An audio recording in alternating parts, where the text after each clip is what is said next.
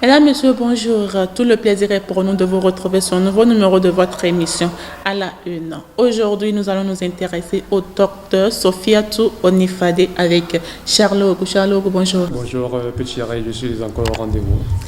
Législative 2023, Sofiatou est sur la liste du BR dans la 19e circonscription électorale. Et effectivement, petit Ray Ekbanon, Sofiatou Onifade est sur la liste du BR dans la 19e circonscription électorale. Vous savez, Sofiatou Onifade, c'est une femme pluridimensionnelle, c'est une activiste politique, je vais dire, c'est une femme engagée politiquement et le BR a dû donc la mettre sur sa liste parce qu'elle constitue un atout majeur pour la victoire de ce parti politique au soir du 8 janvier 2023, date des élections législatives au Bénin.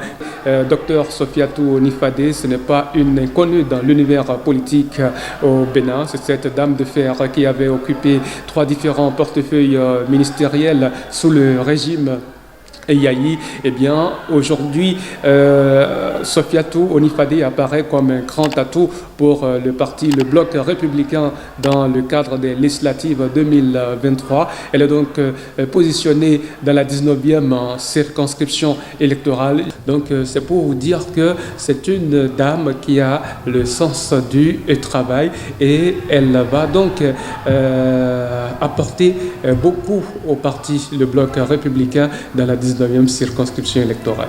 Dites-nous, Charlot, tous les matchs de la Coupe du Monde seront retransmis en direct grâce au docteur Sofiatou, pardon.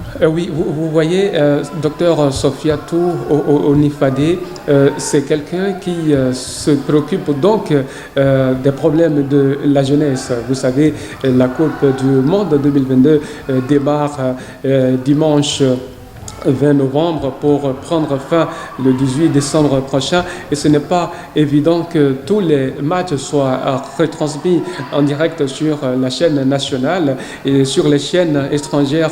Ce n'est pas évident également que les amoureux du cuir rond puissent donc vivre ces instants du football de la Coupe du Monde 2022 au Qatar. Alors, docteur Sofiatou Onifade a choisi l'espace Ewetutu à Fufung-Bego dans la ville de Porto Novo pour permettre donc à la jeunesse de vivre donc les moments forts de la Coupe du Monde 2022, de suivre tous les matchs de la Coupe du Monde 2022. Une dame qui est à l'écoute de la jeunesse, une dame qui prouve donc son attachement à la jeunesse, mérite d'être soutenue.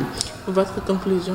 Oui, docteur Sofiatou Onifade, nous l'encourageons à continuer donc sur cette lancée parce que à Porto Novo, je pense qu'elle est jusqu'à preuve du contraire pratiquement la seule dame qui offre cette chance à la jeunesse porto-novienne et environ d'assouvir leur soif au cours de la Coupe du Monde de Qatar 2022. Merci Charlotte. À bientôt, plus chérie. Nous voilà au terme de votre émission à la une. À la prochaine pour un autre numéro.